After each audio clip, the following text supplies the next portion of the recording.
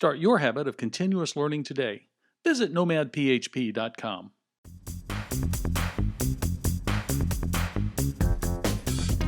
Welcome to Nomad PHP Lightning Talks. I'm Joe Ferguson. Nomad PHP Lightning Talks are 10-minute talks that give a high-level overview or an in-depth look at a small portion of a PHP-related topic. Lightning Talks are a great way for new speakers to build their speaking resume and for long-time speakers to test drive new talk ideas. If you'd like to give a 10-minute lightning talk, please email me, joe@nomadphp.com. Right now we have Kenneth, and he's going to talk about the power of the soft skill. Kenneth, take it away. Okay, thank you, Joe. Hi there. So I'm going to talk about the power of the soft skill, which is a sort of forgotten side of the skill tree. But first up, who am I? I'm Kenneth Schabrechts. I'm a Belgian freelance developer. You can find me on Twitter at @agilix_, and I'm also a co-organizer of the local meetup in Limburg. So, what are soft skills? Well, to understand what soft skills really are, we need to actually look at the opposite of soft skills, and those are the skills that most of us know, which are the hard skills. Now, to define hard skills, well, they're very specific and very teachable. So that means that I could teach any of you, or the other way around, a certain hard skill. The next thing that defines a hard skill is that it's fairly defined in a way that we can say, like, okay, whenever we have this type of interaction, that's a hard skill. It's a very unique and defined way of knowing what a hard skill is. Next thing that you can say about a hard skill is that it's measurable. We can provide tests, or we can ask people questions and then measure how well they know a certain hard skill. And last thing that defines a hard skill is that it's IQ based. You use your head for using those skills. So if we know that, and we know that the opposite of a soft skill is a hard skill, then it's easy to define what soft skills are. You're more of a character trait. They can be taught. You cannot teach someone a soft skills. They're also interpersonal, meaning that a soft skill is mostly used when talking to other people or interacting with other people. It doesn't even have to be face-to-face, but whenever you use a skill that requires you to work with or talk to other people, then it's a soft skill. But they do complement the hard skills very well in certain types of situations. And lastly, they're EQ based. We usually use them with our EQ, emotional. So, what is the importance of these skills? Well, Peggy Klaus once said, soft skills get little respect, but will make or break your career. She has also written 2 great books about soft skills, but the titles kind of do not pop up in my head right now. But they're very interesting reads. Now, if you know that soft skills can break or make your career, despite what your hard skills are, let's have a look at how well businesses tend to put on training for those skills. Well, if you look at the training budget, there was a study done in 2010 by Harvard University, Carnegie Foundation, and the Stanford Research Center, and it showed that employers spent around $171.5 billion on employee training, but only 28% of that budget was used for soft skill training. Now, the thing is, they also did a test to see how much of a project's success depends on soft skills. Well, that's a whopping 85%, meaning that if a project was successful, it was for 85% successful due to the soft skills of the people on that project.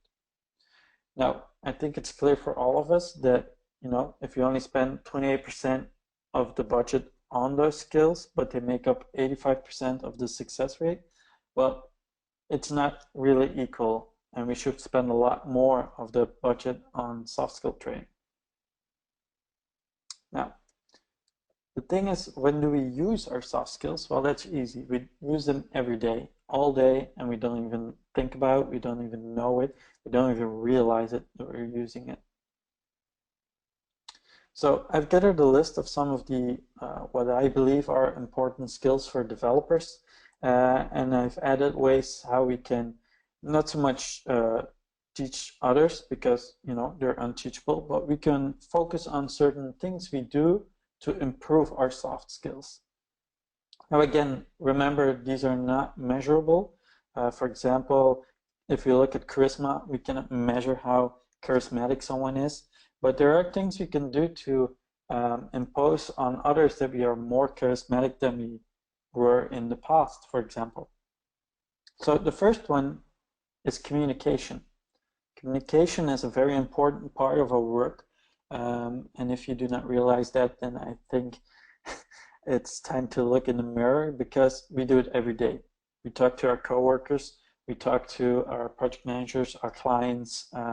It's something we do every day, and it's not even a verbal thing, it's also the non-verbal thing. When we write code, documentation, emails, communication over Slack or other chat programs, it's all about communication. So when you're in a verbal situation, one of the things you can do is remain eye contact. It's a very important fact that when you keep eye contact, the person will receive you as being very communicative, but also understanding of what they're saying. Another way is body language. The way we stand, the way we pose our body towards someone else can give a certain impression to someone else about how we feel about communicating with them. Next up is speaking.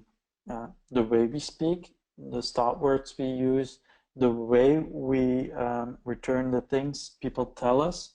So reverting something someone said into a question can provide a sense of interest in communication.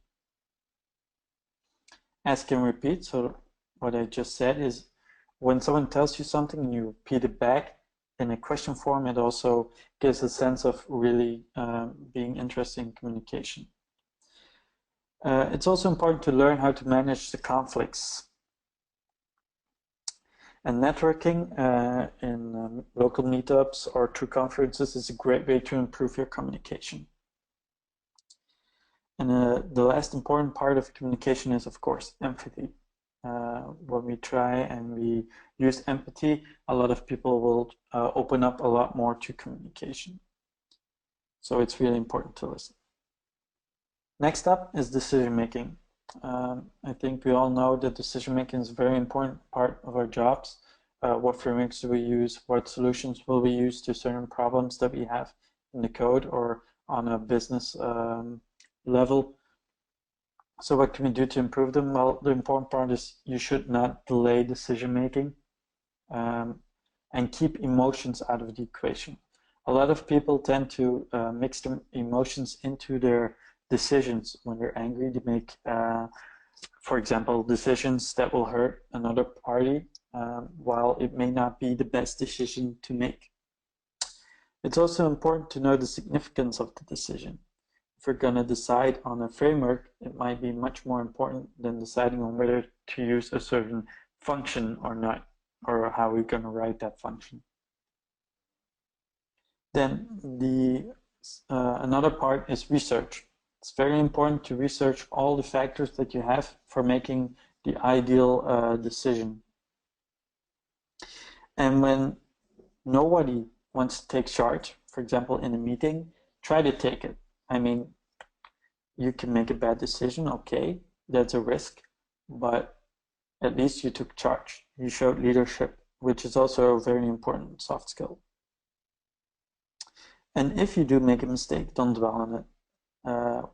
There's a saying that if you worry about something, think about it. How much will it affect you in the next 5 years? If it's not really something that affects you, forget it. Now, another part is flexibility. In these times, we need to be really flexible. Our code changes a lot. We work with other people who have different styles, different ideas, but also our technology has a tendency to, which is a good thing, of course, evolve really fast.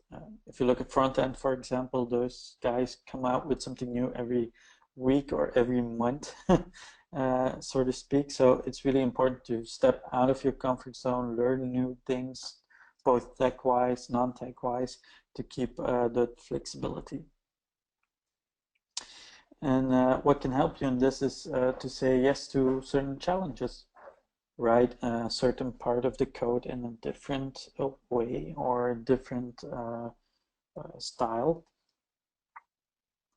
Another great thing to improve flexibility is improv classes. If you're not familiar with this, it's something actors usually tend to take to improve their acting. Next up, alternative options. When you're working in a team, there will be always alternative options. Stay open for those. It's also part of the decision making, which option should we go for. But keep in mind that flexibility is a big part there. Try to take on new roles. Maybe if you're in a new project, a new assignment, try to be project lead if you've never been that before. Maybe even project manager if you're feeling up for it. But try it and flex that comfort zone you're in. Next up, time management, a very important one. Grumpy Programmer did a talk on that one on the PHP Benelux conference, just showing the importance of time management. So you need to learn to optimize your, prioritize your work, but also don't be afraid to delegate tasks. If you're foremost a backend developer, don't try to do the front end things. Give that to someone who's more, more advanced or better at the front end things to increase your time management. And also try to schedule your tasks. Try to create a weekly, daily, or even a monthly schedule of how you would like to do your tasks and when, as it will improve your time management. And avoid procrastination. Something we all have problems with, I think, every now and then. And also learn to say no. If something really does not fit your schedule, just say no. Don't cram it in there because it will give you a lot of headaches. And keep your focus. Now, another great thing is creativity and problem solving, something I think we all need in our jobs. It's one of the, for me at least, one of the most interesting parts of our jobs is the part where we can solve problems. So you need to define a problem clearly, because a lot of people, I saw a lot of people dive into a problem without even knowing what the problem really involves, and then have a solution that only solves the problem partially. And then when you have clearly lined out the problem, then you need to focus on the solution. What you can do, you need to think laterally. You need to simplify your problem, because most of the times when a client talks to you about a problem, they really blow it up and make it really complex. And be inquisitive. The more you ask questions about the problem, the better you see the core of the problem itself. And do not panic. That was it for the soft skills. I would like to thank you all for your time, and if there are any questions, feel free to ask. All right, thanks for joining us for another Nomad PHP Lightning Talk. If you'd like to give a lightning talk, please email me, joe@nomadphp.com.